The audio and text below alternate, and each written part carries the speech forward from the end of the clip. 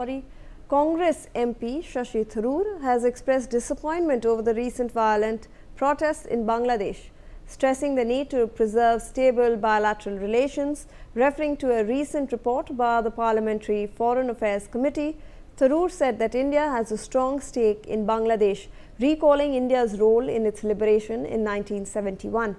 He said that India cannot abandon the people of Bangladesh after so many years, but added that the growing hostility against Indians and those perceived as pro-India is deeply worrying.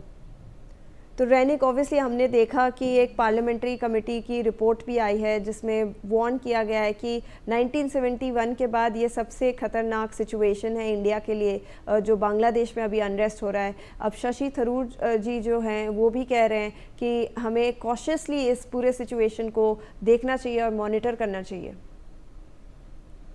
एकदम देखिए, parliamentary जो report आया है उसमें साफ नजर आ रहा है कि 1971 के बाद बांग्लादेश का ये इस तरीके का सिचुएशन नहीं हुआ था और 1971 के बाद फिर से 2025 साल में बांग्लादेश का जो सिचुएशन है वो बहुत ही बुरा सिचुएशन है, बहुत ही हालात खराब है और जिसपे बांग्लादेश में जो हिंदू रहते हैं, जो माइनॉरिटीज रहते हैं, उनके ऊपर भी लगातार हमले का घटना जो है वो सामने आ रहा है और लगातार बांग्लादेश में वायलेंस जो है वो बढ़ता हुआ नजर आ रहा है। भारत के खिलाफ में जो एजेंडा तैयार करने की कोशिश वो भी बांग्लादेश में देखने को मिल रहा है। बांग्लादेश में भारत का जो हाई कमीशन है उनके ऊपर लगातार प्रोटेस्ट हो रहा है, उनके ऊपर हमले करने का कोशिश किया जा रहा है। तो ये पूरा सिचुएशन को देखते हुए भारत को ये पूरा सिचुएशन को बहुत ही ठंडे तरीके से कंट्रोल करना पड़ेगा और इसको हैंडल करना पड़ेगा, ऐसा शशि थरूर की तरफ से कहा गया है। दूसरी तरफ अगर देखा जाए तो बांग्लादेश के ये सिचुएशन को लेकर इसके पहले भी बहुत सारे बार चर्चा हुआ था और अभी पार्लियामेंट का ये जो रिपोर्ट आया है, इस पार्लियामेंट्री रिपोर्ट के बाद ही एकदम स्पष्ट हो जा रहा है कि बांग्लादेश का जो परिस्थिति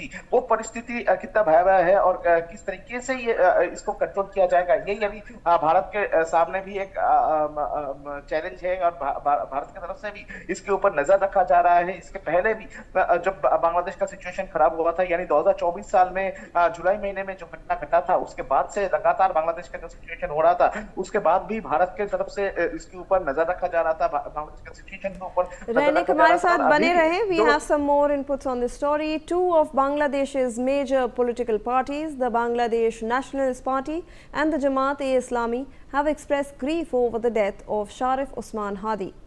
The Jamaat-e-Islami described him as a frontline fighter and prayed for his highest place in paradise. Several other political figures, including a faction of the Jatiya Party and former interim advisor Asif Mahmood Sajib Bhuiyan, have also paid tribute to Hadi. तो रैनिक across political spectrum जो leader थे जो leader थे हादी, उनके लिए condolences आ रहे हैं।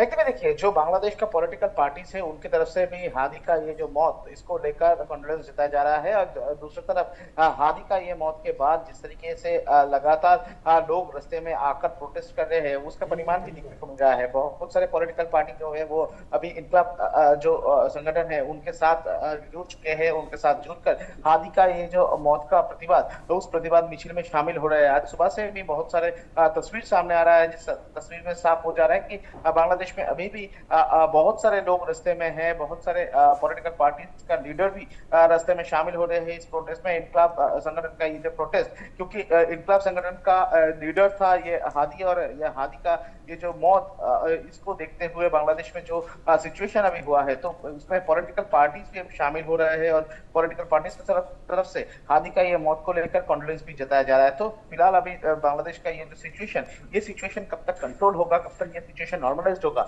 इसके ऊपर ही सबका नजर है। और पॉलिटिकल इन्वॉल्वमेंट इसमें किस तरीके से हो रहा है, क्या इसमें इस तरीके के जो प्रोटेस्ट है, इस प्रोटेस्ट में पॉलिटिकल इन्वॉल्वमेंट भी देखने को मिल रहा है, ये सवाल भी लगातार उठते हुआ नजर आ रहा है।